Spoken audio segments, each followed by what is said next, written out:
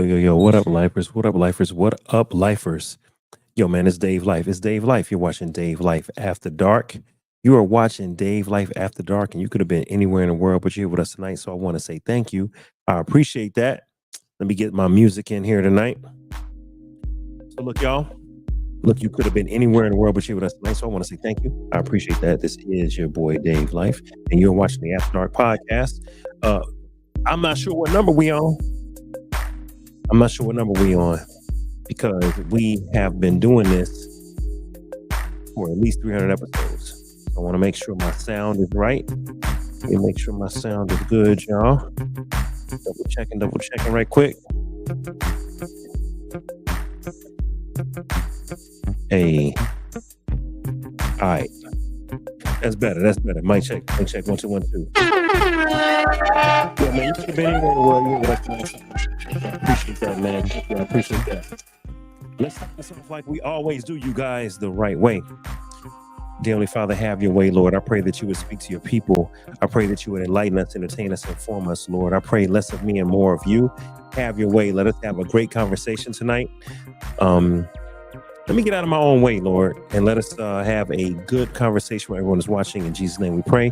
Amen, amen, and amen. What up, man?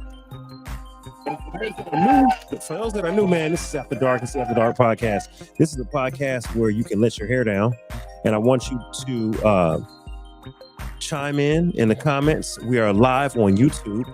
We're live on Instagram, and we're live on Facebook. This is a special edition tonight. If you want to support Dave Life After Dark and DaveLifeTV, you can hit me on Cash App at $DaveLifeTV. Hit me on Cash App at $DaveLifeTV. You can hit me on Venmo at Dave Life, on Venmo at Dave Life. Hopefully, man, yo, can y'all hear me? Does my mic sound good? Sean, what up? I see Sean in the building. Salute, man. Salute, my man, Sean Spencer, Olympic trainer. Shout out to Sean. Hey, yo, Sean, is my mic good? My mic good? Can you hear me? Let me know, man. So look, tonight, he said, yes, sir. Boom. All right, so check it out. Tonight is going to be a good night. And I always know when it's going to be a good night. It's going to be a good night when things don't go as planned or as expected. So tonight, I had a wonderful conversation with some coworkers. We were talking about future business. And okay, bet you can hear me. That's what's up. All right. So look, we were talking about future business, and there's some opportunities there. So thank you, sir. My two coworkers. Bruh, I was leaving the bar. We had a little happy hour, and I was leaving the bar, ran into some coworkers, man, and we talked about new business. We talked about old business. We talked about things that are going on currently. And you know what, man? God is moving. So shout out to my guys that's watching. I know y'all watching. I sent y'all the link, so I know y'all watching. I hope you clicked on the link. So you see your boy Dave is the real deal, man. I told you I got a podcast. All right, hold on. Let me turn this down. Make sure I'm good. I bet. All right, so look, shout out to everybody watching on Instagram. We need more people on the gram. I see Panama. I see Press to Impress. What's up, y'all? On Instagram, that's what's up. We are broadcasting live right now to Instagram, YouTube, and Facebook. And let me tell you something, and Twitter. Yo, man, Twitter be coming to play with it. Twitter got 24 people live. YouTube got 2 people. We need more people up, all right? But look, tonight, we're going to discuss something that's really important. I hope that I can get some people to come up here to help me. I might have someone that might be able to join. For all of my guest panelists that are normal panelists on the show, I sent you guys a link. If you want to join, hit the plus sign. As a matter of fact, tonight, we're discussing Tusi. Pink cocaine. Tusi was used by Diddy and by Payne.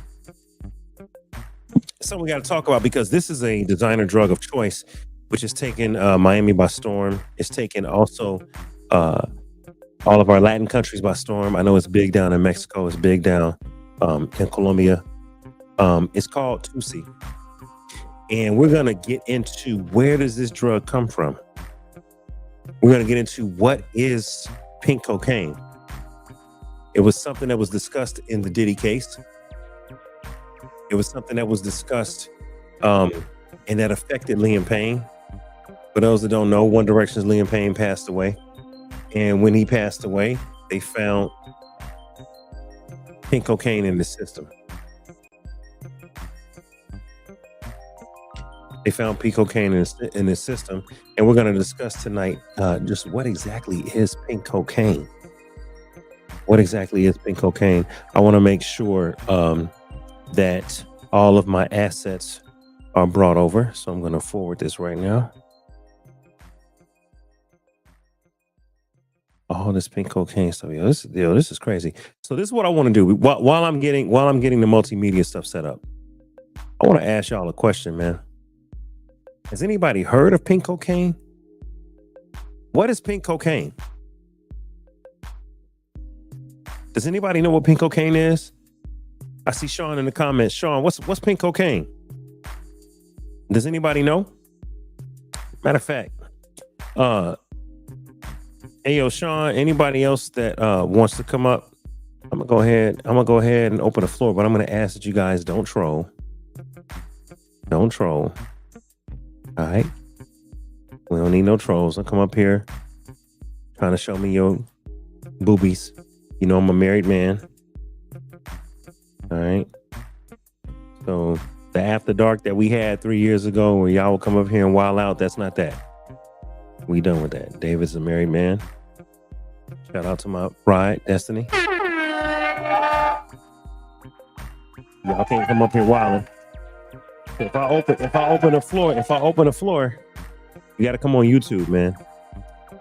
All right, that's the link to join. It's on the YouTube chat to join. I'm gonna vet you down below. If you're not good, I'm not letting you up. All right. But if you want to add to the conversation, we're talking about Tusi and we're talking about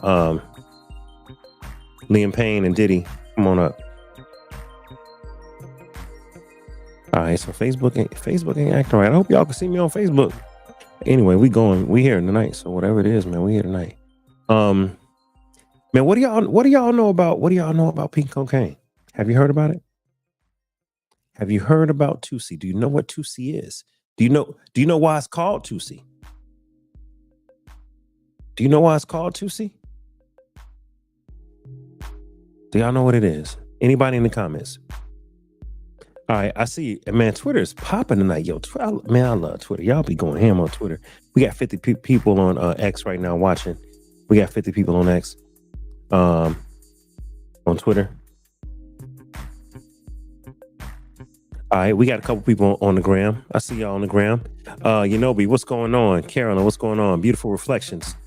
Sony Forgiven. Quan, what's up? Yolanda, what's up? All right, come on over to YouTube, y'all. It's a great show over here on YouTube. Have y'all heard about Tusi? Do y'all know what Tusi is? I'm putting it in the comments. What is Tusi?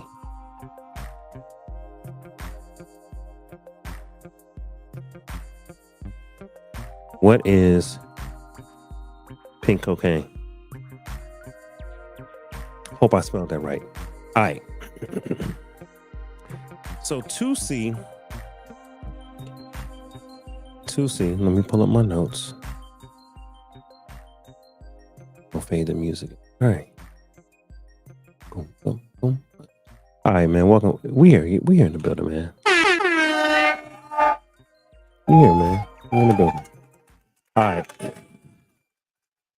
Let me pull up my notes on what Tusi is. So Tusi, you guys, is a psychedelic drug.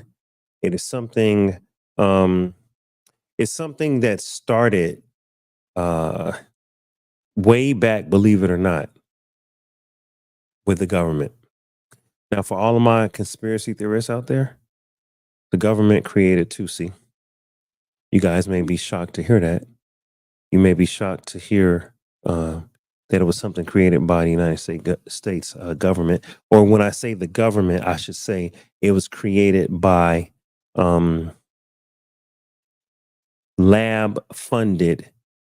government-funded lab scientists. Government-funded lab scientists. So I'm going to pull up a picture. There it is. All right, let's start here. Let's start with this young man right here. This guy right here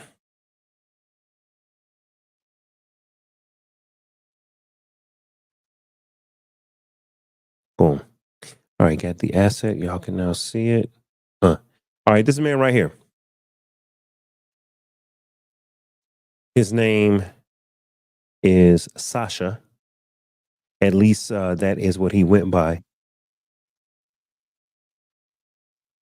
Uh-huh. Hold up. I hope y'all don't hear that because I hear something.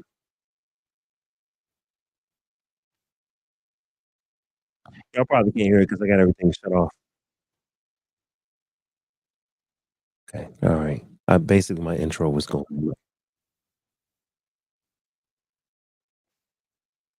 I had to turn it off. All right, y'all couldn't hear that. It was me hearing my own show being replayed in my ear. All right, cool. That's done. Okay. So, who is the man that we have on screen? The man that we have on screen, his name is he goes by Sasha, and his last name is I believe Shuligan.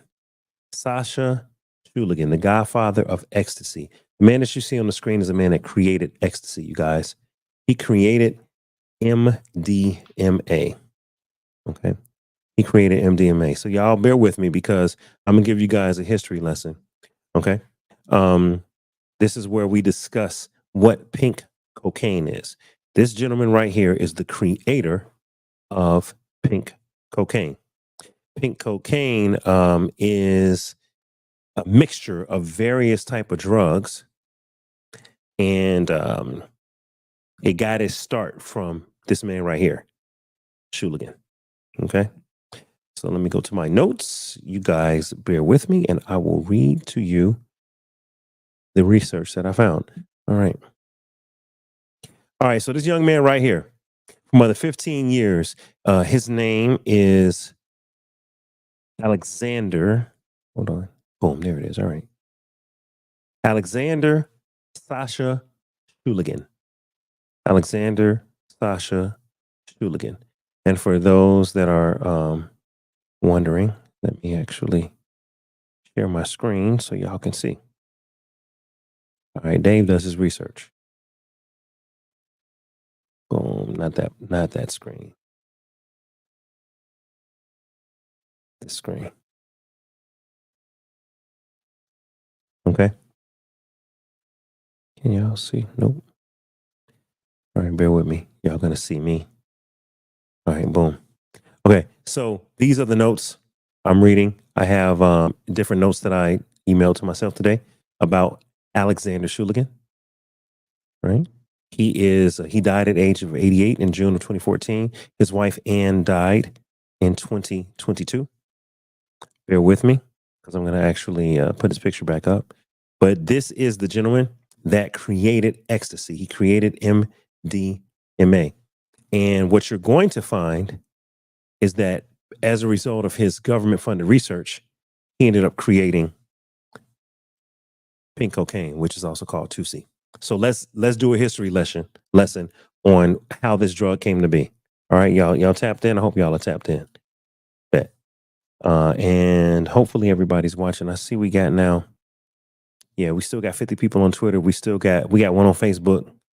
We got a couple on YouTube, and we have a few on the gram. All right, stick with me because y'all gonna enjoy this. It's a history lesson. All right, this guy right here, Alexander Sasha Shuligan. For more than 15 years, Sasha Shuligan held a rare government license, allowing him to study and synthesize illegal drugs. He was testified as an expert on both sides of drug trials, and he wrote the classic reference book on U.S. law and drugs called Controlled Substances, Chemical and Legal Guide to Federal Drug Laws. Controlled Substances, the Chemical and Legal Guide to Federal Drug Laws. 6 years ago, to the dismay of the authorities, Shuligan declared, him and his wife, Ann, declared their love of psychedelics and the belief that all drugs should be legal. So I know you guys are listening. So let me explain that. Basically, Alexander Sasha Shuligan was a licensed government scientist, and he was commissioned to review, and experiment on psychedelic drugs. The government allowed him to do that. And as a result, he found many, many things and discovered many, many types of new drugs. Him and his wife, Anne. Here is a picture of his wife, Anne. And this is back when they were younger. Both of them passed away. Anne passed away in 2022.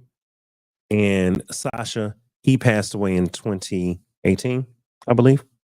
All right, that's Anne Schuligan. Okay.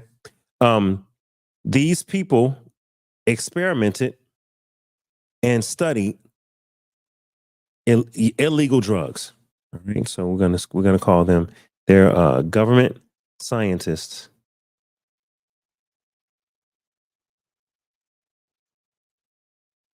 licensed to experiment with drugs. All right, these are government scientists that were licensed to experiment with drugs. Both of them. Okay. All right, so that's Anne. And let's go back to Sasha. And these are old school pictures of them. So I'll continue with the research and continue reading what I was able to find. All right. This is important because this man created the drug that Diddy and Liam Payne were both found guilty of having possession of and or using. And this is super important, okay? So it's a bit of a history lesson, but bear with me. So the Schuligans declared their love for psychedelics and the belief that all drugs should be legal. So they went from researching psychedelics to saying all drugs should be legal. Adamant that their life's work should never disappear, they published a landmark book, the 1,000-page, oddly titled Pikal. Pikal, Pihkal. Pikal stands for phenylethylamines I have known and loved. Phenethylamines I have known and loved. Pikal. Pihkal. Phenethylamines I have known and loved, a chemical love story. So it refers to a drug family that includes Sasha's beloved and already illegal ecstasy, which is also known as MDMA, ecstasy. The book contains recipes for 100 mind-bending chemicals, and it has notes on the highs, often related with artistic references and Anne's different take on the experience. Pikal, a chemical love story, the book, it gained a cult readership. And although the recipes are gobbledygook for most amateurs, in its third print run, it sold more than 21,000 copies. In its third print run, it sold more than 21,000 copies, which is remarkable for a self-published book. The Schuligans are now in the news again for the fury of drug officials on both sides of the Atlantic. They have just published a second book. So the first book was called Pikal, with a P. The second book is called Tikal, the continuation. And remember, Pikal stood for phenethylamines I have known and loved. Tikal stands for tryptamines I have known and loved. So the first book was about phenethylamines. The next book is about tryptamines. And it covers tryptamines from toad venom to magic mushrooms to LSD. In the first month, Tikal sold more than 3,500 copies through their Transform Press in Berkeley, a figure boosted by a rave in New York's Village Voice. At a certain point, they say they will simply publish it on the internet as they did with Pikal. Their aim is not to make money, but to release the psychedelic genie from the bottle by disseminating their known instrumentation and their known formulas irreversibly. All right. For all their shamanistic talk, the Schuligans have experienced the war on drugs firsthand. In 1994, U.S. agents searched their home and their lab, in part because drug officials were livid about the publication of Pikal. Unable to halt the Shuligan's book because of the First Amendment, the authorities instead fined them $25,000 and made Sasha relinquish his drug handling license. Now let me focus again. Why is this relevant? This is relevant because due to their research, these two, husband and wife, licensed by the United States government, we now have Diddy in jail and Liam Payne passed away. It's affecting everyday life now. Their actual research is affecting everyday life because people are dying from using derivatives of their drugs, if not their exact drugs that they created. And what's important here is that pink cocaine is at the center of the Diddy case, and pink cocaine is at the center of the Liam Payne case. And what is pink cocaine called? It's called Tusi. You see it in the title right there. Tusi. Tusi. Tusi. All right. It's also spelled Tusi or Tucci with a Tuci. Some people say Tucci. Tusi, Tucci. It's also known as Sis. It's also known as Venus. This is what's popping in Miami, and this is what's popping in Latin America. Pink cocaine. I think Liam Payne had a song called Strawberry, Watermelon something. Y'all look that up. Y'all let me know, man. Tell me in the comments.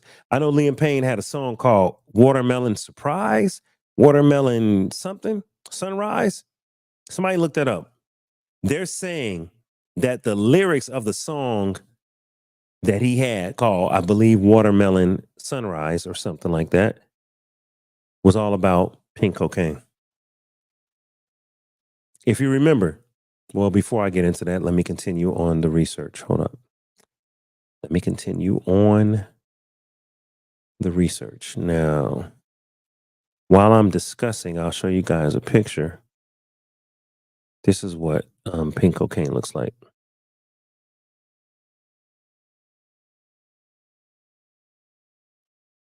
Here is a picture of pink cocaine.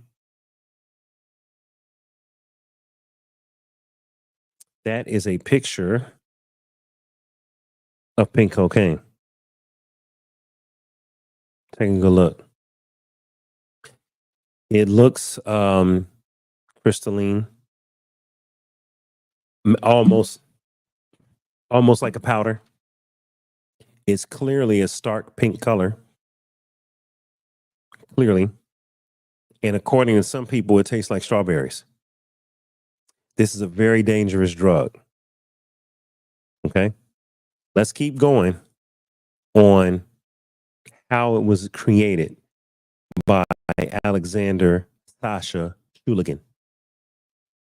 All right. So for all their talk that sounds like they're shamans and spiritually enlightened, the Shuligans have experienced the war on drugs firsthand. Twice in 1994, U.S. agents searched their home and lab, in part because drug officials were livid about the publication of Pical, which is, again, phenethylamines I have known and loved. You know, it's funny from a hip hop standpoint. I remember Method Man had an album called Tical. Isn't it funny that Method Man, the meth, sounds kind of like methamphetamines, sounds kind of like MDMA, ecstasy. I'm just saying, when I was young, I didn't understand what that reference could have meant. But isn't it interesting that Method Man's album was called Tical, and they had a drug book called Tical, Tryptamines I Have Known and Loved.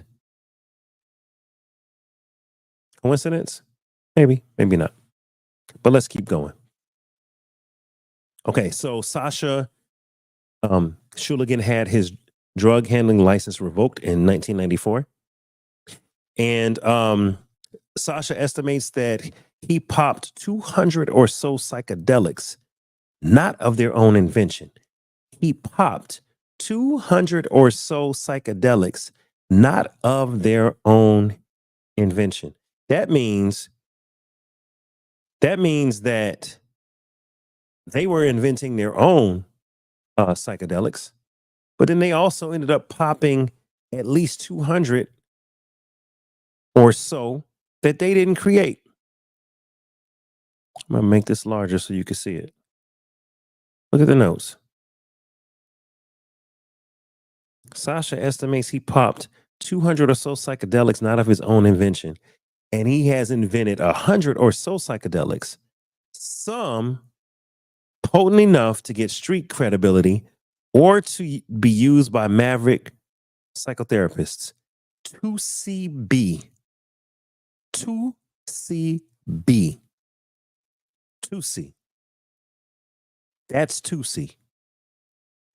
So either he created it or some street people created it, but I believe he did. It says some potent enough to get street credibility from maverick psychotherapists. 2CB, DOM, or SCP, the now illegal DOB and DOI.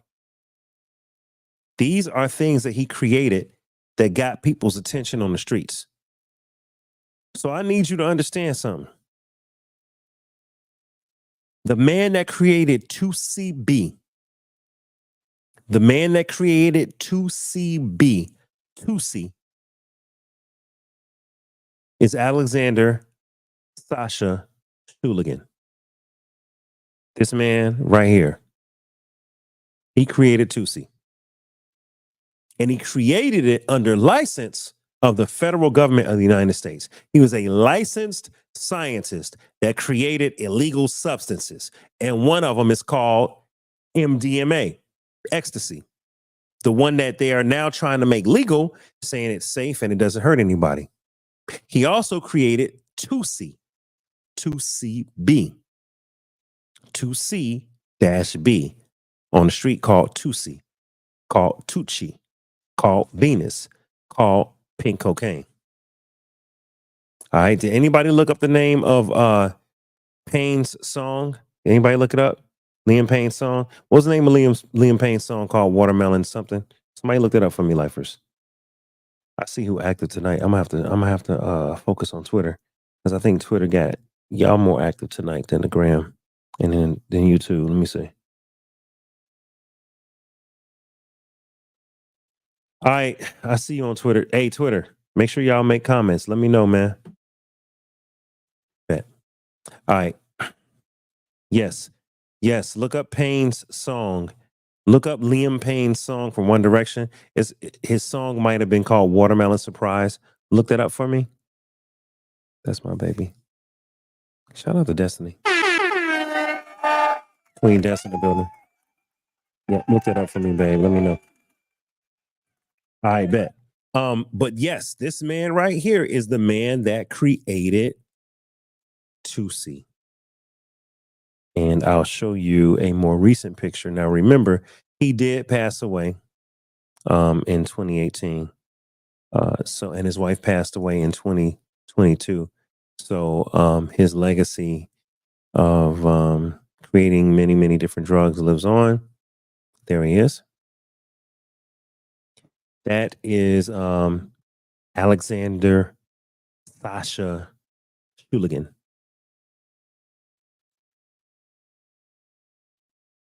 There you go. Alexander Sasha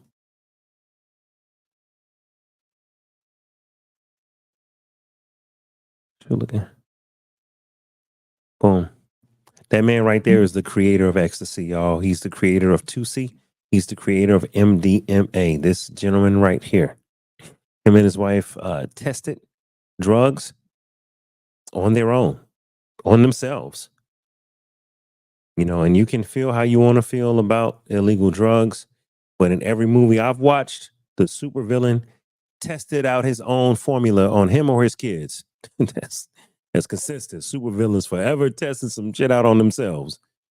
All right, that is real. So I don't know how you feel about a man that created Tusi, 2CB. I don't know how you feel about that, but he tried on himself. He said, I'm not only the client, I'm the Tusi president. He also raved and loved ecstasy and MDMA. All right. So pink cocaine, Tucci, actually does not have any cocaine in it if it's made properly. So this man created 2CB, Dom, STP, MDMA, ecstasy, and now the illegal substances DOB and DOI. Ethical and sincere in his beliefs, Sasha he tried them first on himself, as did the creator of LSD, Hoffman, and as did Salk, the creator of the polio vaccine. These are people that believe so much in their work, they tried it on themselves. With a subversive sounding chuckle, he made the final charming quip. Oh, so many drugs and so little time. So little time indeed. Many people would have hoped that he had put his efforts into solving a cure for HIV instead of creating more and more illegal drugs. He died, Alexander Sasha Shuligan, died at the age of 88 in 2014. And his wife, Anne, died in 2022. And I'm not sure what her age was, but him and his wife passed. I'll show his more recent photo so y'all can get a better picture. He died at the age of 88 in 2018, and his wife died in 2022. All right, so what can we find out more about Sasha Shuligan and the psychedelic drug 2CB? 2CB. I'll put a picture back up. Tusi. If you guys remember, when Diddy was first arrested, he had a drug mule, they said, a drug mule named Brendan. And Brendan Paul, in fact, was his name. And Brendan Paul, the drug mule, he was arrested. And he was found with drugs on him, including something that they call Tusi. Let's see if yeah, let's see if I can play that. All right, we got that video coming up.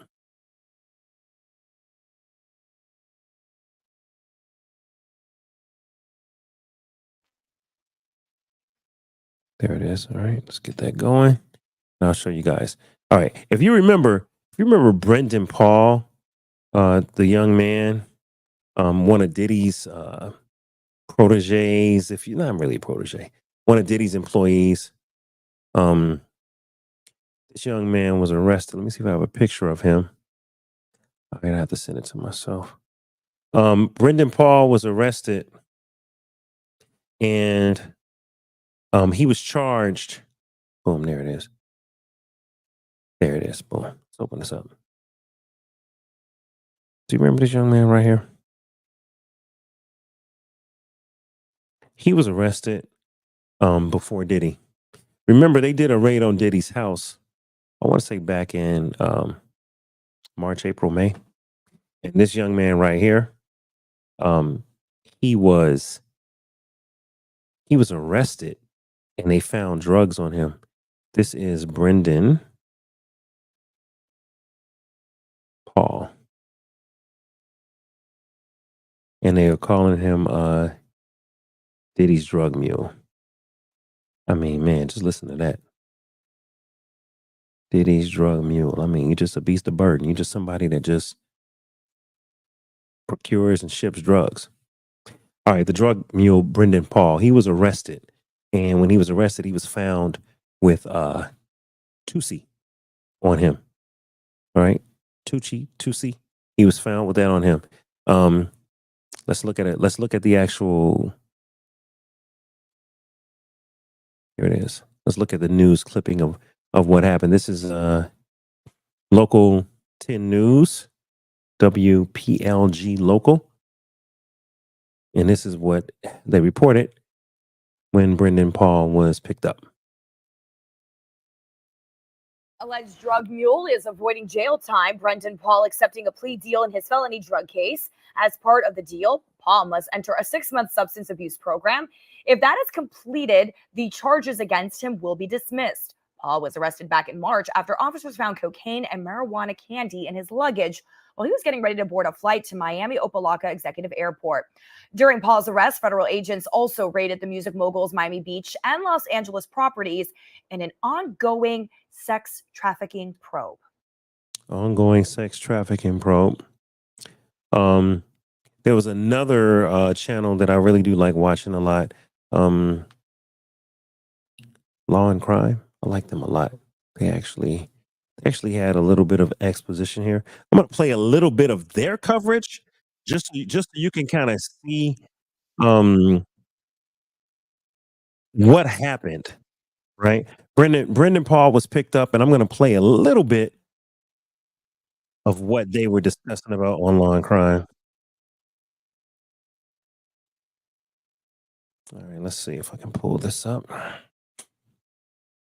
Let's look and see what they're talking about with Paul. All right, check this out. This is a little bit of Law and Crime. Let's watch this, and then I'll let you guys, I'll be back in a second. Let's see what they're talking about. Paul was arrested and charged with cocaine and marijuana possession, but the latter charge was quickly dropped. Just this week, there's been movement in his case in the way of a plea deal. The bottom line, Brendan Paul will not face jail time. And he would have been facing 5 years in prison. That's former prosecutor Melba Pearson, who previously worked in the Miami-Dade State Attorney's Office, the same one that brought charges against Paul. As she explains, Paul's plea deal included something called a diversion program. But since he did not have anything in his past, he didn't have a criminal history, he was offered what was called diversion. And what that does is that it gives you the opportunity for participation in a program for 6 months. If you don't get arrested again, if you complete the program, so it could be drug therapy, it could be counseling, it could be community service, it could be any of a number of things, it just could be a fine. You comply, you do all of that, and then after 6 months, the charges get dropped against you, meaning that you don't have anything on your criminal record in terms of a conviction. The rest will still be on your record. You'll have to disclose that if you're, let's say you do a job application and they ask whether or not you've been arrested, you have to answer yes.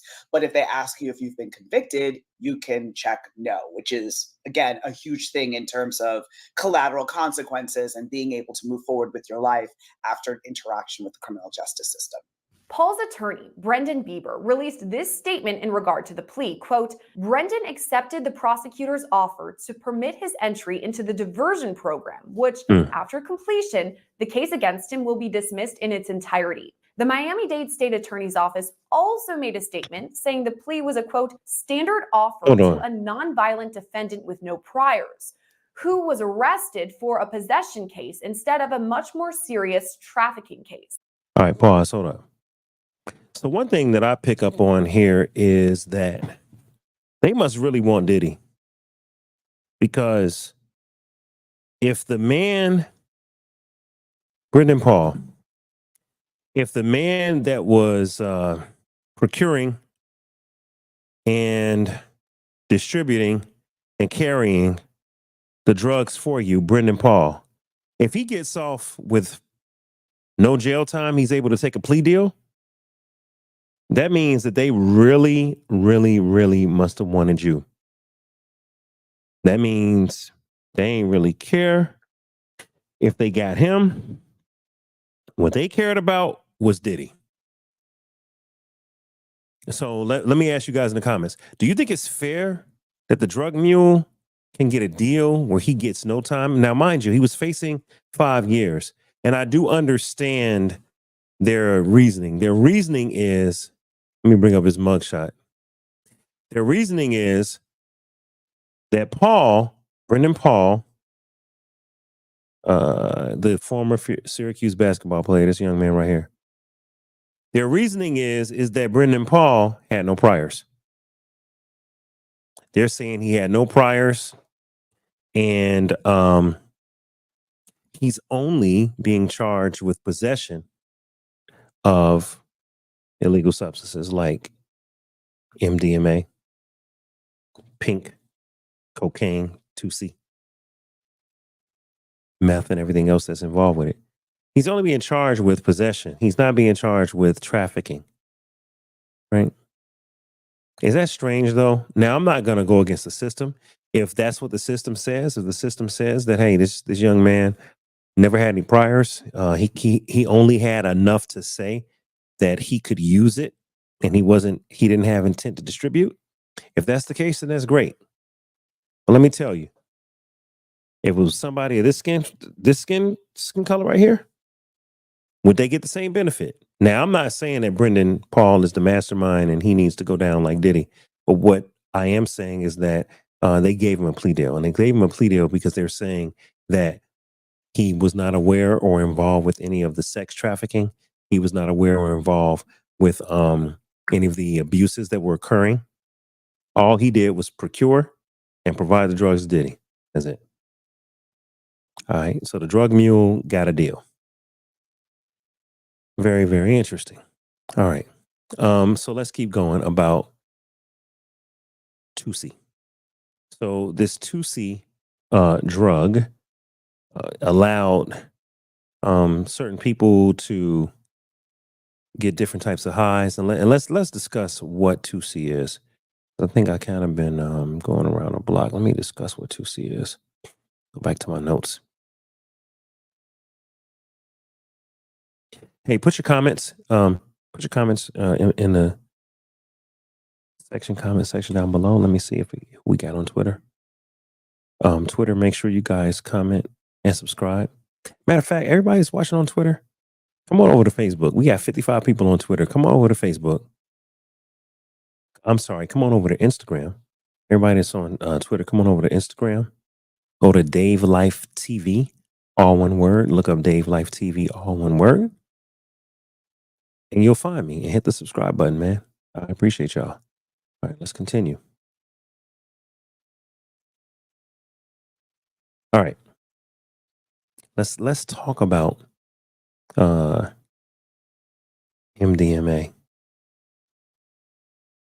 Tusi. Let's talk about what Tusi is.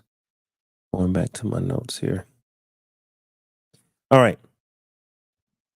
Where did Tusi come from? Tusi, all right, and also known as Tucci, also known as Nexus.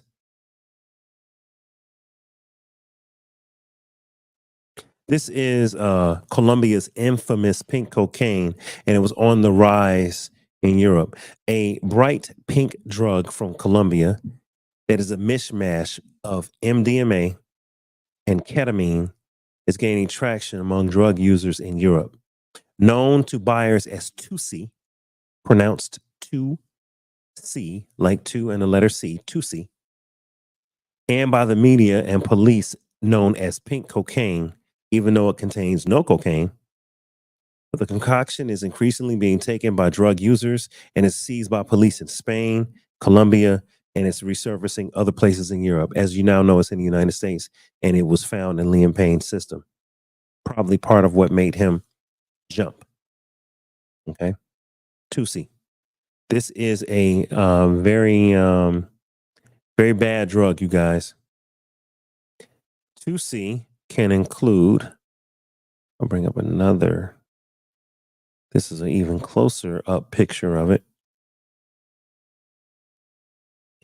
Tusi is known to contain methamphetamines, ketamine, and according to people on the street, methamphetamines, MDMA, is called ecstasy. Ketamine, according to the street people, is called Special K. It also it includes ecstasy, Special K, and in some instances, it includes crack. If it wasn't addictive enough with ecstasy, with ketamine, Special K, with caffeine, it also includes crack. And in some worst cases, it included fentanyl, which is killing people left and right. Michael Jackson died of an overdose of propofol. Prince died of an accidental overdose of fentanyl because it was in his opioids for his hip pain. Many actors have died from fentanyl. It's just an epidemic out here. All right. So Tusi can contain those things. Let me continue reading. Let me show y'all what I'm reading so y'all can follow along.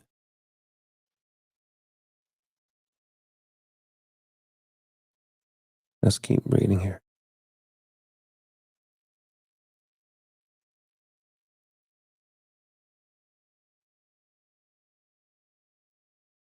All right. So like I said, a bright pink drug, which is a mishmash of MDMA and ketamine, is gaining traction among users. All right. I mentioned a few minutes ago that it's called pink cocaine. It's surfacing everywhere in Europe. In Colombia's major cities, the drug has become synonymous with the new generation of young narcos who are making and selling the drug for use in the country's late night club scenes and seedy tourist sex trade. It's marketed by drug dealers on the back of its color, pink, as a high and more exclusive cocaine. Although Tusi itself is probably more of a brand than it is a specific substance. The drug first appeared in 2010 in Colombia's streets. The pink powder dyed with food coloring to make it stand out from other powders, and usually smelling of strawberry because it was called Tusi, 2CB. It contained the psychedelic drug 2CB, but they put like strawberry flavor in it. Since the forensic tests have shown the drug has morphed into an unpredictable mix, since then it has become an unpredictable mix, most often containing varying proportions of ketamine, MDMA, bulked out with caffeine. And like I said, in some cases, it includes benzos, cathinones, and even crack. Different labs cook it, and some of the effects of 2C may be dry mouth, increased blood pressure and heart rate, nausea and vomiting, high blood pressure. I mean, this stuff is bad, y'all. This stuff can induce high blood pressure, dizziness, drowsiness, euphoria, feelings of well-being, confidence. It can also induce anxiety and panic, change in perception, hearing various sounds and voices, confusion, sexual arousal, insomnia, hallucinations, frightening or confronting hallucinations, intensity, anxiety and confusion, fear, and paranoia. Pink cocaine is bad, y'all. 2C is bad. And the fact that they found it in the system of Liam Payne should tell us something. People are saying he was heard yelling and screaming. People are saying that he jumped. People are saying that a lot went on with him. And it could be the effects of pink cocaine or 2C. I do find it very interesting that Diddy's drug mule, Brendan Paul, was also carrying pink cocaine or 2C. All right, so now we have a tie between Liam Payne, his substance abuse, and Diddy's alleged substance abuse. Let me see if I have another video. Yeah, I have another video. So let's listen to what they're saying. Here is a report on local news on what was found in Liam's system. We do know, of course, that it was Tusi. But let's listen. A partial autopsy has found former One Direction singer Liam Payne had several substances, including pink cocaine, in his system when he fell to his death in his hotel in Argentina. So what is pink cocaine? Thank you again for joining us here on ABC 7, Hulu, and wherever you stream. I'm Colleen Sullivan, in for David Ono. I'm Ellen Leyva. Pink cocaine has also been mentioned in one of the civil lawsuits against Sean Diddy Combs. So what exactly is pink cocaine? Eyewitness News reporter Leticia Juarez spoke to law enforcement and public health officials to find out what the drug is and what it does to the body. Having no regrets. A partial autopsy revealed former One Direction singer Liam Payne had multiple substances in his system when he plunged to his death from a third-floor balcony in Buenos Aires, Argentina. Toxicology results show he had a mix of drugs, including one called pink cocaine. The first piece that we almost always see in pink or pink cocaine is ketamine, a dissociative drug, something that makes people feel like they're detached from reality. The second component is a psychedelic. Bill Bodner is a former DEA agent. He says despite its name, oftentimes there is no cocaine in the toxic mix of drugs, which includes synthetics like ecstasy, methamphetamine, and benzodiazepines. The drug, also known as Tusi, acts as both a stimulant and a depressant. Very, very cheap to make. And they can kind of tailor the drug to what the drug user is looking for, the perceived effects that the drug user is looking for. Pink cocaine got its start in Latin American nightclubs as a party drug. Recently, it was linked to Sean Diddy Combs in a lawsuit filed by his former music producer, Rodney Jones. He alleges it was required all employees, from the butler, the chef to the housekeepers, to walk around with a pouch or fanny pack filled with cocaine, GHB, ecstasy, marijuana gummies, and Tusi, a pink drug that is a combination of ecstasy and cocaine. But like any drug, there are several dangerous side effects on the body and the user's perception of reality. One of the things around mixtures such as this is people's behavior might become unpredictable and they might do things that they wouldn't have otherwise done. The drug is also a possible factor in Payne's behavior in the minutes leading up to the 31-year-old's death. Pink cocaine is taking hold in the U.S. and has law enforcement and public health officials warning that the designer drug has a target audience. If you've used it before and it went okay, there's an assumption that if you use it again, it will always be okay. And that's just not true. A partial autopsy. All right, so let's discuss that, right? They're saying that if you used it before, there's an assumption it's going to always be okay, and it's not true. I need you guys to understand that. If you're watching and you're a person that uses recreational drugs, I need you to understand that pink cocaine is not consistently created the same. It's not like somebody took the formula for MDMA, created ecstasy, and made many, many batches. These people are taking a hodgepodge drug and hodgepodging it with whatever they feel like to get people high and get them hooked. That's why you hear some people say pink cocaine has methamphetamines and has ketamine, and that's it. Other people say, no, you got to add caffeine to those mixtures. Other people say, no, you got to add crack. Crack? Not even cocaine, but crack, which is in itself very addictive, okay?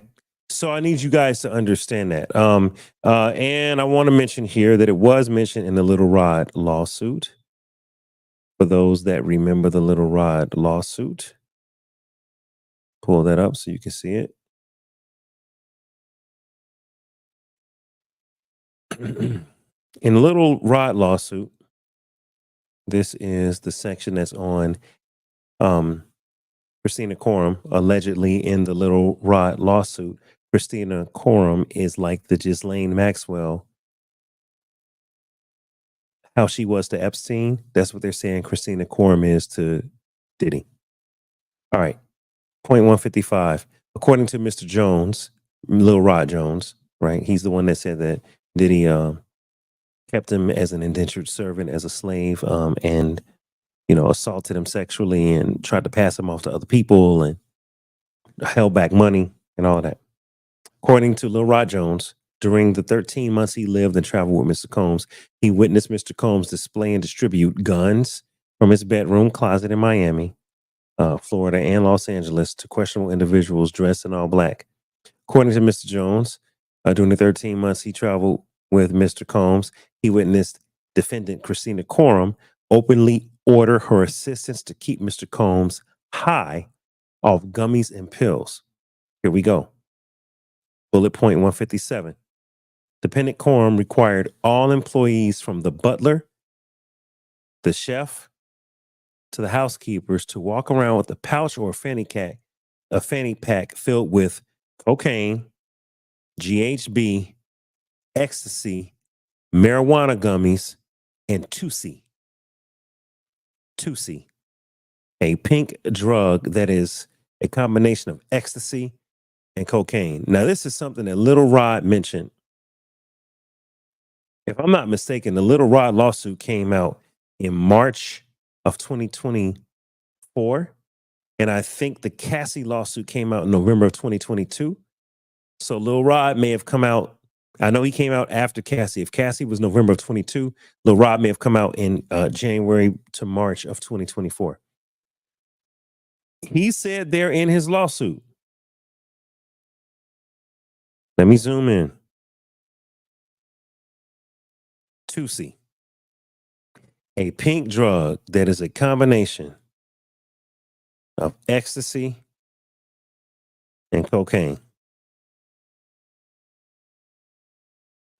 He said that, and then he had pictures in his lawsuit, y'all. Look at this. He had pictures of a chopped up powdered-like pink substance with a razor blade, and then he also had pills. So he clearly knew what Tusi was because he has pictures of it. And he's saying that Diddy's people were forced to carry this around. Point 158. It was important to defendant Coram to have Mr. Combs' drug of choice immediately ready when he asked for it. Defendant Coram ordered sex workers and prostitutes for Mr. Combs. Defendant Coram ordered and distributed ecstasy, cocaine, GHB, ketamine, marijuana, and mushrooms to Mr. Combs and his celebrity guests who were present on his rented yacht, at home, and his homes in LA, New York, and Miami. On multiple occasions, defendant Coram forced Mr. Jones, Lil Rod Jones, to carry Mr. Combs' drug pouch against his will. Now, why is that so important? All of that is so important because Lil Rod made these accusations, y'all, and no one knew what the hell pink cocaine was. No one had heard of it. No one knew what a drug mule was. No one knew that, according to Lil Rod Jones's lawsuit, Diddy was supposedly requiring people through his handlers to carry drugs, including GHB, ketamine, methamphetamines, ecstasy, and something called pink cocaine or Tusi. So what I'm saying is that Lil Rod's lawsuit might have sounded far-fetched in the beginning until people started getting arrested with GHB, ketamine, MDMA, ecstasy, and some new drug called pink cocaine, Tusi. So, the drug mule got arrested, proved that someone in his camp was carrying Tusi. Liam Payne passes away. And unfortunately, he had Tusi in his system, which is a mixture, according to them, of MDMA, methamphetamines, ketamine, crack, and caffeine. So he was on something, again, which is some whole other concoction and mixture. All right. So let me ask the crowd. Have y'all heard of this? Have you guys heard of this? Did you understand what pink cocaine was? Has anyone, like, this is a shock to me. I never heard of it.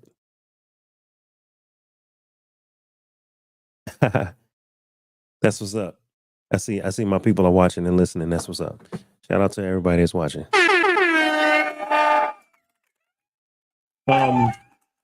Did y'all know about ketamine? Did y'all know about Diddy's drug mule getting off and getting a plea deal? Did you guys know that pink cocaine is a real substance that was created by government scientists funded by the United States? Like, it's a trip. All right. Oh, I found a picture of Andrew Schuligan and his wife Ann. Let me show you guys a picture of them before they both passed. This is Ann and Andrew right here. All right. It says, in loving memory of Ann Schuligan, the Open Foundation, July 11th, 2022. This is Ann on the right and Andrew Sasha Schuligan on the left.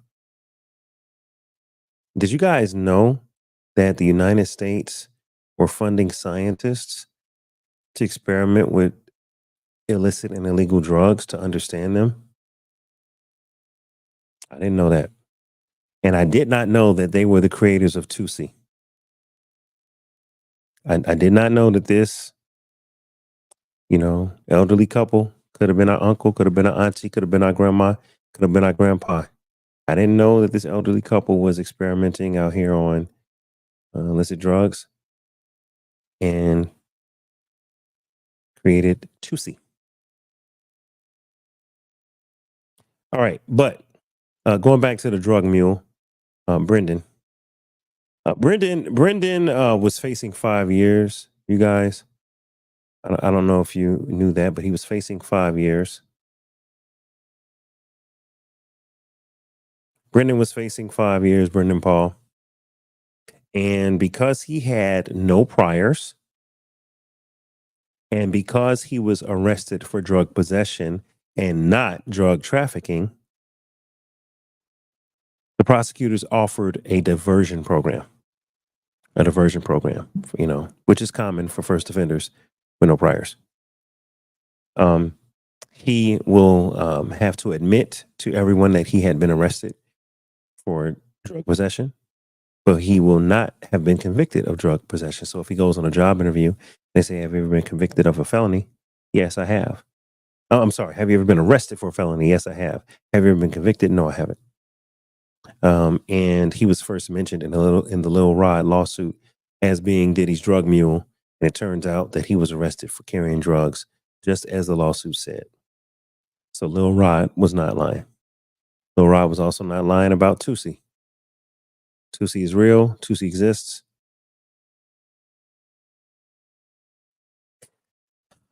And going back to the lawsuit, share this screen with you real quick.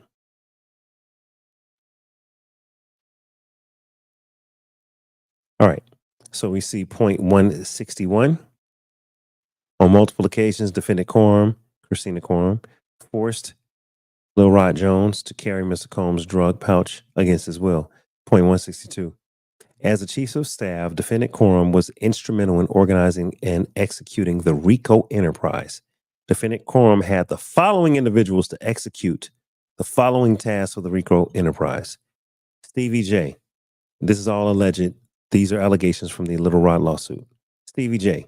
recruits sex workers and attends and participates in freak-offs. Justin Combs solicits prostitutes, underage girls, and sex workers when engaged in freak-offs. Brendan Paul, the drug mule, works as Mr. Combs' mule. He acquires and distributes Mr. Combs' drugs and guns. Now, why am I bringing this up?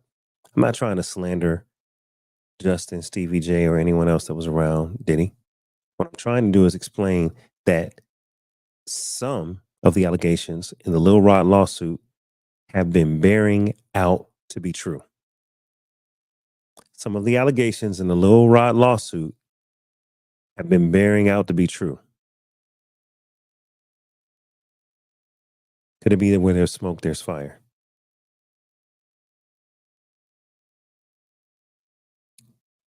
It could be. Where there's smoke, there's fire. Um, this is an artist depiction, you guys, of Tusi. So shout out to the artist that put this in.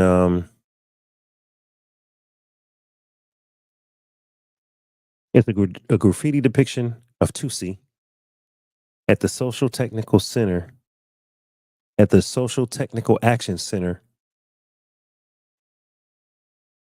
the drug check-in site in Bogota, Colombia. Shout out to the artist that did this. This is his depiction of Tusi. If you notice, you got a demon here, or I'll say a demon because I don't know what else to call it. Looks like some sort of monster or a dog with a bunch of teeth. And it looks like their hindered tail region with blue tail, pink legs. It looks like flatulence, like this smaller dog type demon or whatever it is passing gas, and it looks like pink pearls or some sort of fragrance is going up into this unicorn's nose. Now the unicorn, interesting enough, is pink. The flatulence is pink, and it's a lot of neon colors, almost like a rave. And remember, they said that this went on in Miami in the drug scene. And if you notice that the unicorn has a rainbow horn. All right. Now, some people know that the rainbow is a symbol of the LGBTQ community. And why am I bringing that up? I'm bringing it up because Jaguar Wright said some things about where pink cocaine came from. And I hope I have the link.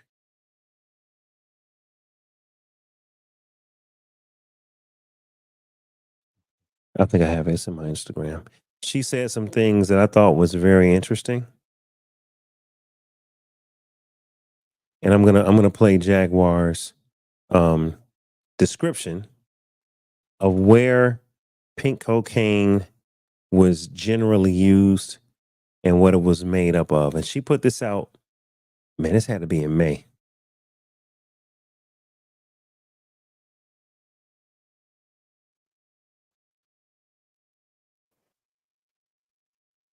All right, here it is. All right, so this is Jaguar Wright discussing what pink cocaine is. This is her take on pink cocaine. Remember, we were looking at the artist's depiction of pink cocaine, which was a green-faced, small-looking animal, almost like a dog, passing gas and getting high, making the unicorn get high.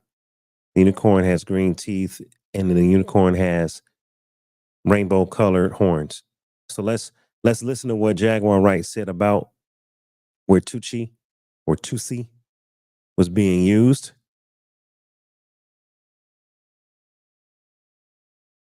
And how it relates to what scene it was being used, how it relates to the LGBTQ community. No slander, just reading, hearing what she's saying. Let's listen to pink cocaine young man has to bring across. That's the Tusi. Yeah, the Tusi. That's what they got. I found out. I talked to my drug guy. Yeah. Because I wanted to be informed. Because people was calling Tusi, it's calling it the Tusi. I didn't know which one it was. So I talked to my drug guy, and my drug guy filled me in. And then it made perfect sense. Tusi. Talk to him. Drugs with Jaguar. Drugs education. 101. So Tusi is the cocaine. But they take the ketamine and cook it up. And they fold it into the cup. Now, if you don't know what ketamine is what they call on the street special K. It's a veterinary drug. It's a horse tranquilizer. Now, gay men have been using this for years. See, back in the day, if you went to a gay party or a gay rave, there were certain drugs that you will always find on hand. Viagra, ecstasy, special K, and cocaine.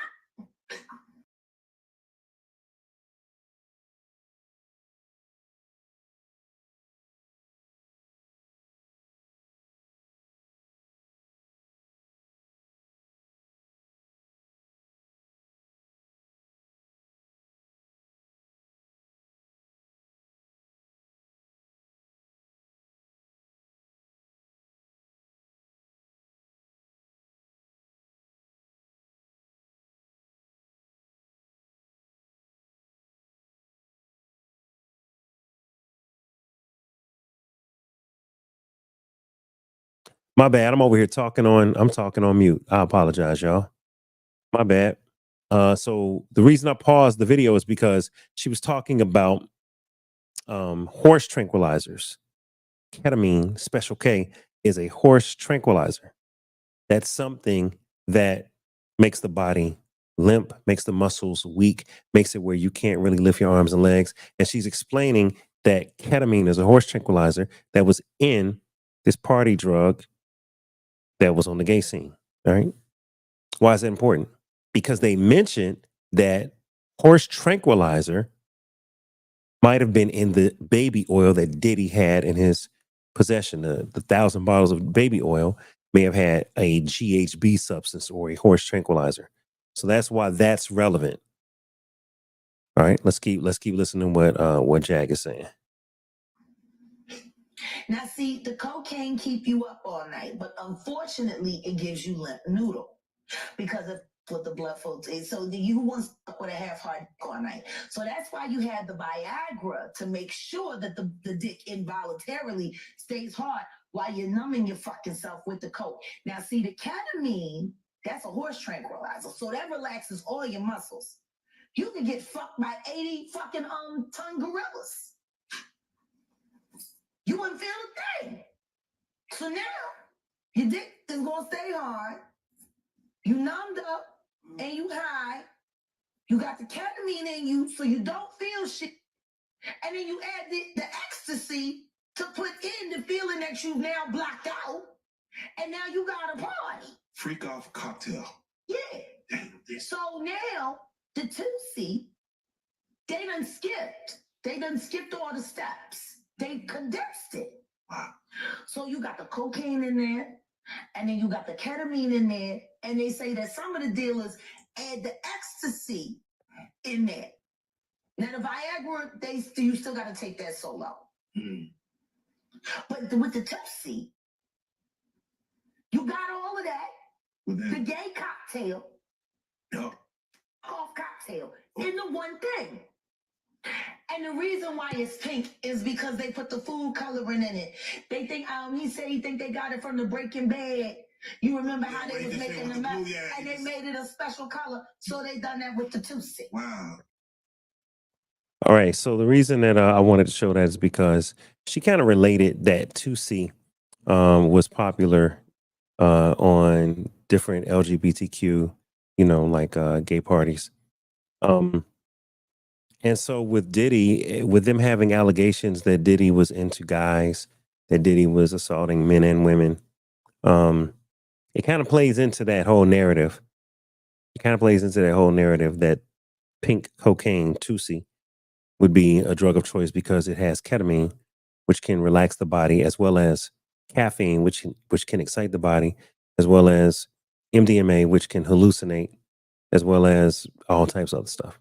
All right, so that was the artist's depiction of Tusi and what it looked like, and that was Jaguar Wright's explanation. Man, I'm telling you, dude, like this is all it's new to me. I didn't know what Tusi was. I didn't know what pink cocaine was. I hadn't heard of any of this. I was like, what in the world is Tusi? I remember when the Diddy lawsuit occurred. I was like, what are they talking about? Tucci, what is this? I didn't know what they were talking about.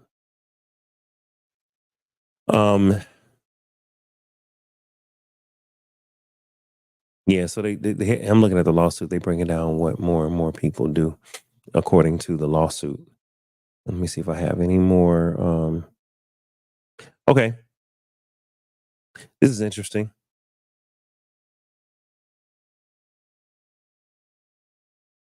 Lamar Odom, who has been known to be a person that used drugs. He said that his experience with pink cocaine. He explains his experience with pink cocaine, and he's saying that it made him hear voices. So I want to play that clip real quick. It's from TMZ. I'll play this clip.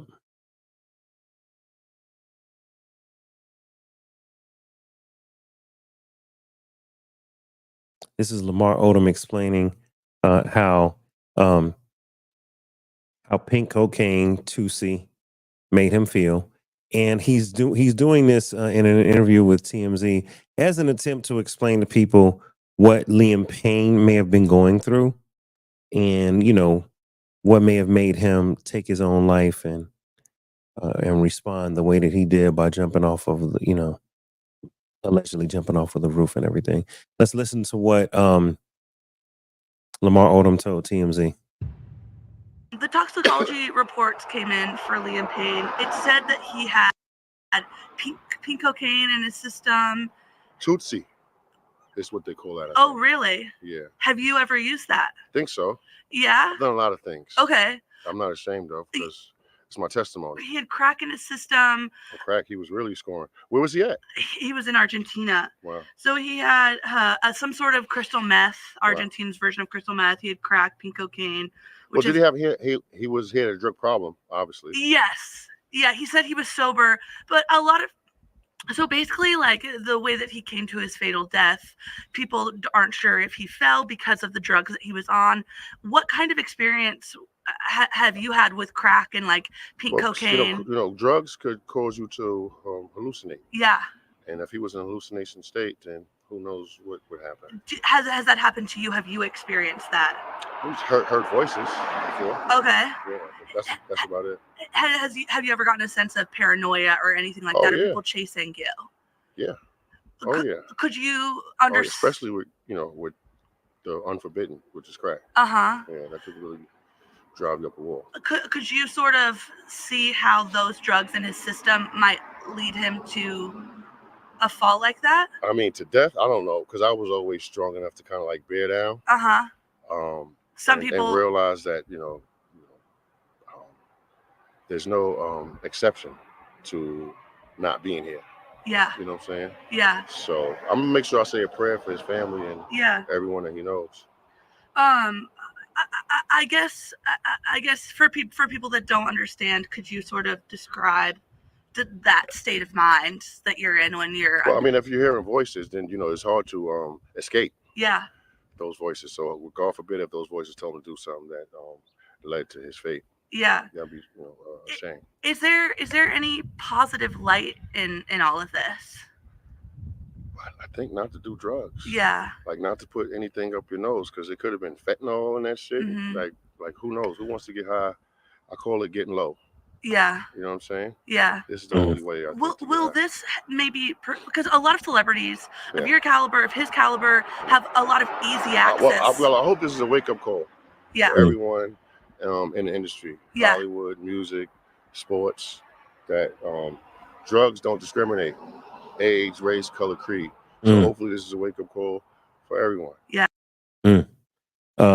Man, shout out to Lamar Odom, because he definitely has been through his challenges with drug abuse and drug use, and God has spared him many times. So shout out to Lamar Odom. But the reason I played that clip is because I wanted you to see that Liam Payne, you guys, may have been experiencing hallucinations, and those are things that could have sent him, over the edge, for lack of a better term.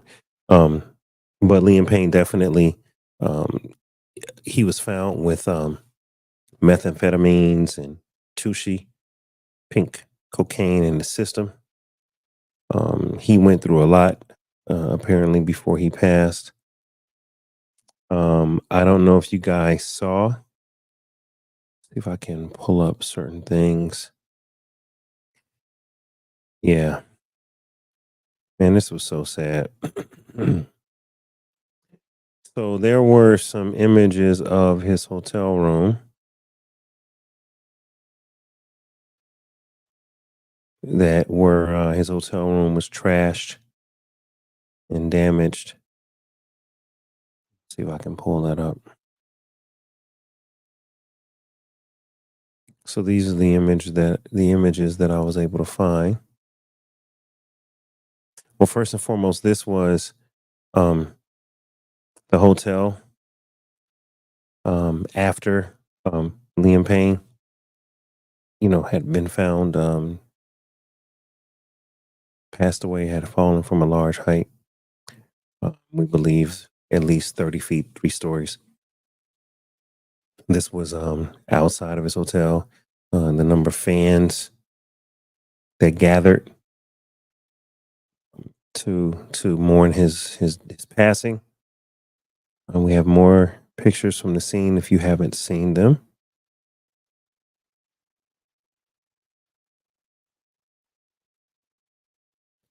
This is the ambulance driving off. This is a picture. Yeah, more pictures of the ambulance right as it's leaving. Bomberos de la Ciudad. Maybe, I'm not sure what Bomberos is. Now, this is a picture of his hotel, like a tabletop countertop. Now, I don't see anything pink, but just because it's not pink doesn't mean it's not pink Tusi. Because pink Tusi is colored pink with the food coloring, and it's given a strawberry flavor with the strawberry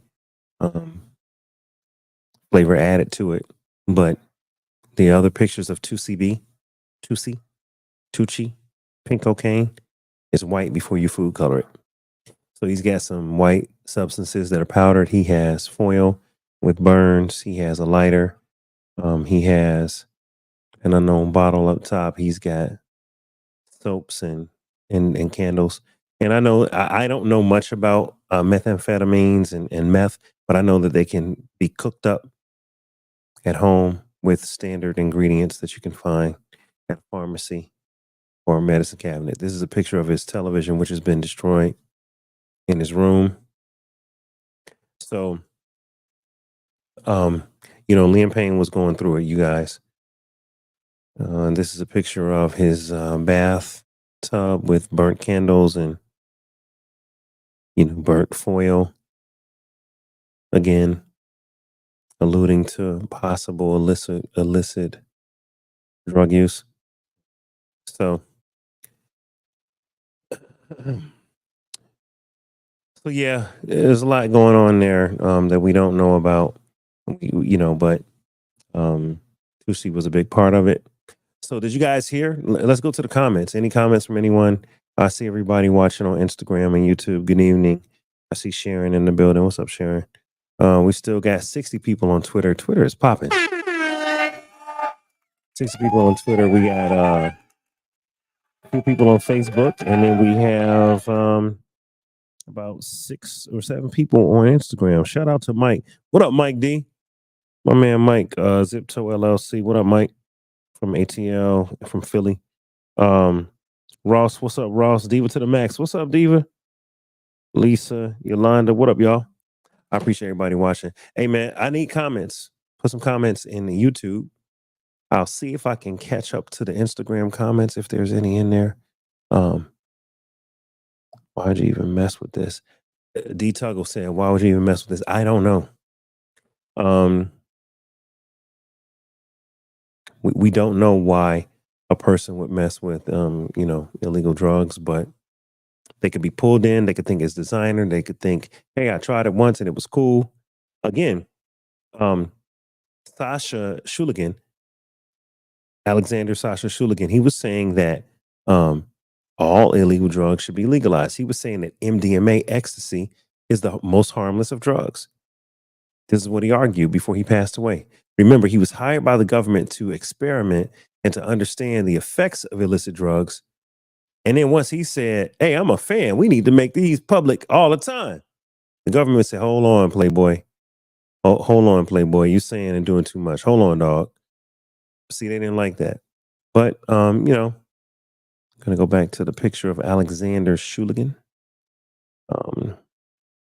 Rest in peace to him. As a matter of fact, let me just pull up the email because I got a couple of pictures in there. Boom.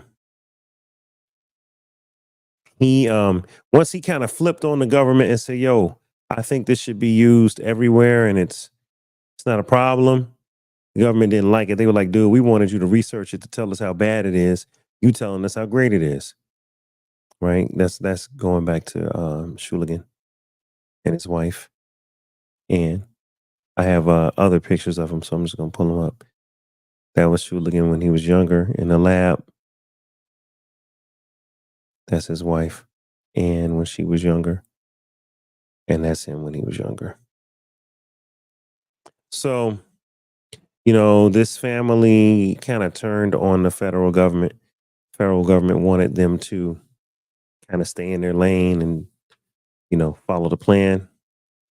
And he didn't follow the plan. Let's see, what else do I have that I can share with you guys about Tucci. Pink cocaine. Tonight was a discussion on pink cocaine. What is it? Where did it come from? Who created it? It was created in a lab by Alexander Sasha Shuligan. He created over 100 synthetic drugs in his lifetime and in his experimenting. He was a licensed scientist by the United States government. So, not surprisingly, something the government had their hands in backfired. And now we have, Tusi and Tusi out in the streets. It's out there. The Lil Rod lawsuit mentioned Tusi. It was the first time I heard of it. It said that Diddy had a drug mule that was contracted to ship and obtain and procure all these drugs and make sure they had them on hand. It said that Diddy had a structure and a hierarchy of people that was meant to do what he was asked. I mean, it's a whole RICO case against Diddy when you look at the Lil Rod Jones lawsuit. And, that was something that came out earlier this year. We can go through the details of it another time. But the point tonight was that Tucci was mentioned more than once. It's prominent. All right, I'll show you a picture. I'll show you a picture of Diddy and the drug mule of Brendan Paul. That's them in the studio, and then that's them moving around. I'm sure allegedly with a fanny pack full of drugs on the right hand side. If it's true what he alleged, what Lil Rod alleged, Paul was commissioned to carry illicit drugs and have them on hand, and many others were by Christina Corman and others of Diddy's power system structure. So it was one of many. Comments, add comments in YouTube. We can discuss. If I don't see any comments, we might call it a night because I wanted to cover Tusi and what pink cocaine is. Want to cover that? I did. Hey yo, anybody that's on Instagram, y'all want to come on over to YouTube and hit the subscribe button. I'm gonna give the invite. I'm gonna put it in the comments in YouTube. The invite is there. If you want to come up to the stage, all I ask is that you don't be a troll. Have your lights ready, your camera ready, your mic ready, and be prepared to discuss topic tonight, which is pink cocaine, Tucci, Tusi, watermelon, whatever they called it. That's what we talking about tonight.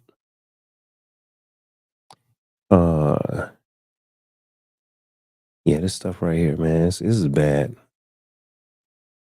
Man, rest in peace to Liam Payne. He went out in a hard manner. Rest in peace to him. And I know he had a lot going on with his fam. I know he did.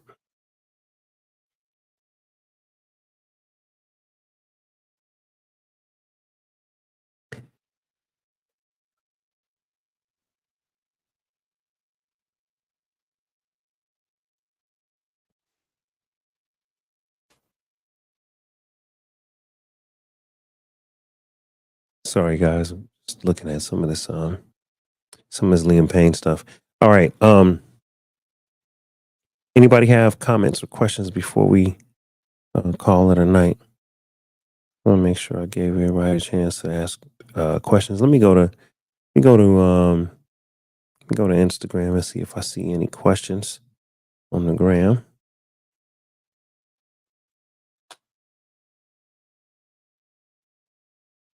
All right. Juicy Goodness says, I never knew about pink cocaine. Neither did I. I had to research the topic to even, know how to discuss it tonight. I didn't know. I was like, what is this? All right. I never knew about it either. Why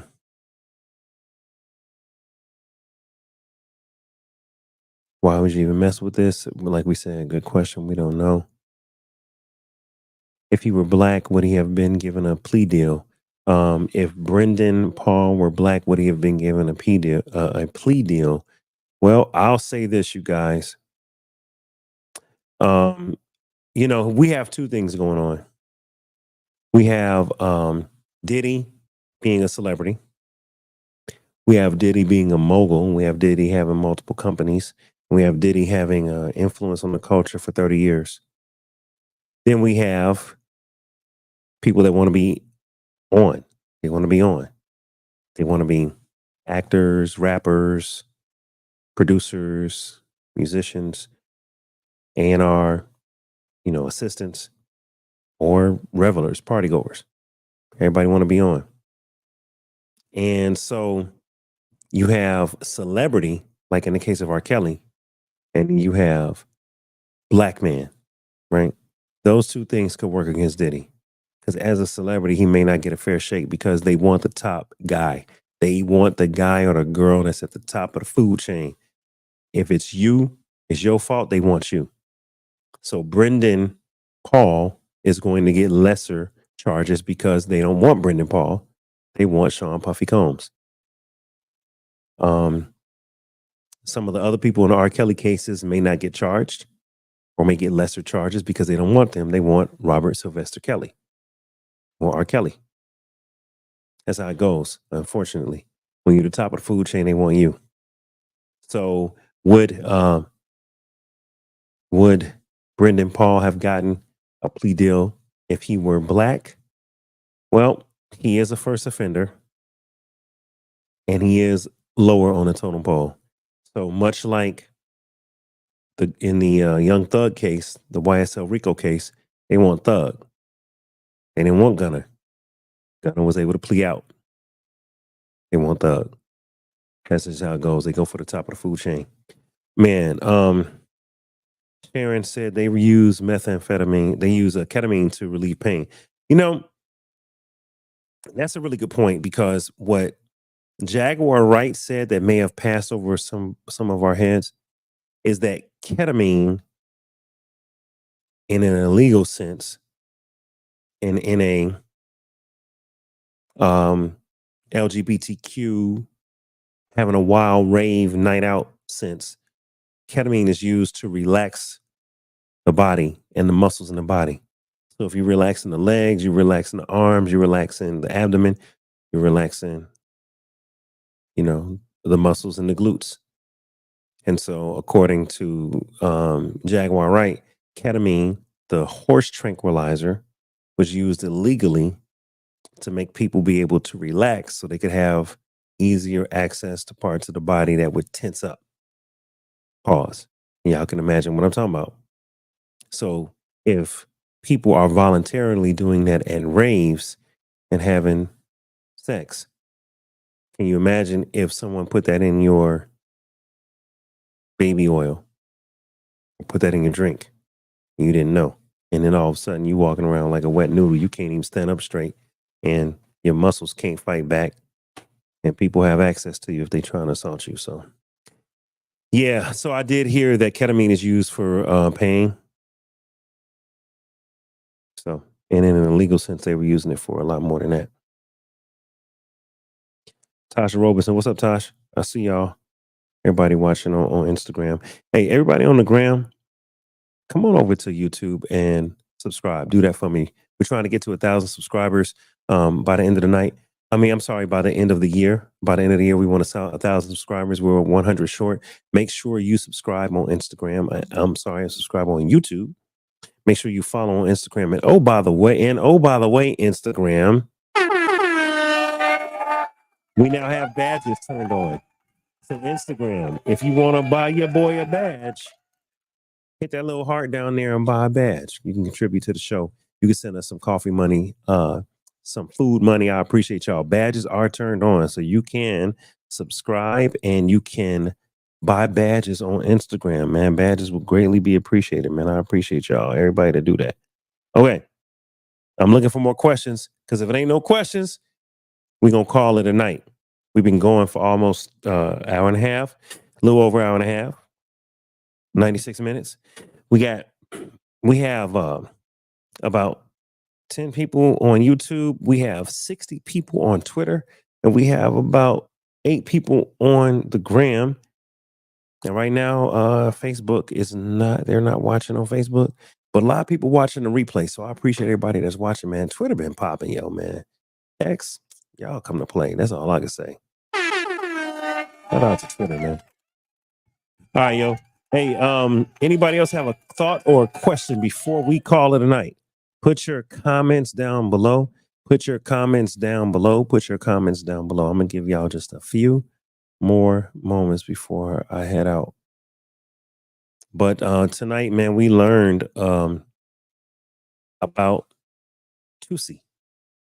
Tusi is a government-funded experiment that led to the development of pink cocaine. Tusi B is the chemical name for it. And I was looking for the full name, and I don't have it. I have to find it on another one of the sites. Yeah, man, Tusi. It's a wild drug, man. And the funny thing is, it's called pink cocaine, and it doesn't have any cocaine in it usually, unless the do-it-yourself dealer added crack to it. It does not usually have cocaine. So you know what's sinister about pink cocaine that does not have an opioid in it? It does not have actual cocaine in it. That's just a designer name. That's just what they call it. You know what's sinister about pink cocaine? Can't use Narcan on it. Can't use Narcan. So if someone you know is overdosing and they've been taking pink cocaine, you cannot hit them with a Narcan shot to fight the opioid overdose, because it ain't got no opioids in it. And I know someone, rest in peace, who was overdosing, and they hit him with Narcan too many times and caused cardiac arrest and caused brain damage. And he was in a coma. He had no brain activity. So Narcan can be bad if overused. And in the case of pink cocaine, Tucci, Nexus, Venus, all called the same thing. In that case, you hit a person with Narcan that's on pink cocaine, chances are it ain't gonna work, because it ain't no opioids in them, ain't no cocaine in them. So, yeah, man. Yeah. I think I see everybody. I appreciate everybody watching on Instagram, everybody watching on YouTube. Come on over to YouTube, you guys. If you have not, come on over to YouTube and make sure that you subscribe and follow. That greatly helps us on the algorithm. We've been getting more and more viewers, man. I appreciate you guys. We went from having 50 viewers that'll watch the videos per week. Now we're averaging 300 views per week, and sometimes we're even more than that. So I appreciate that. Right now we're live with 65 people watching. So I know if we got 65 watching live, that means on the replay, it's going to be even more. So all hearts and minds composed. I appreciate y'all. We're not going to beleaguer the point. Make sure you subscribe to Dave Life TV, man. Subscribe to Dave Life TV. Follow Dave Life TV. It's your boy Dave, man. I appreciate y'all. Make sure you follow, subscribe on YouTube and on Instagram. Hit us with some badges, man, on Instagram. Send us some love, all right? Thursday, 7 p.m. Peace.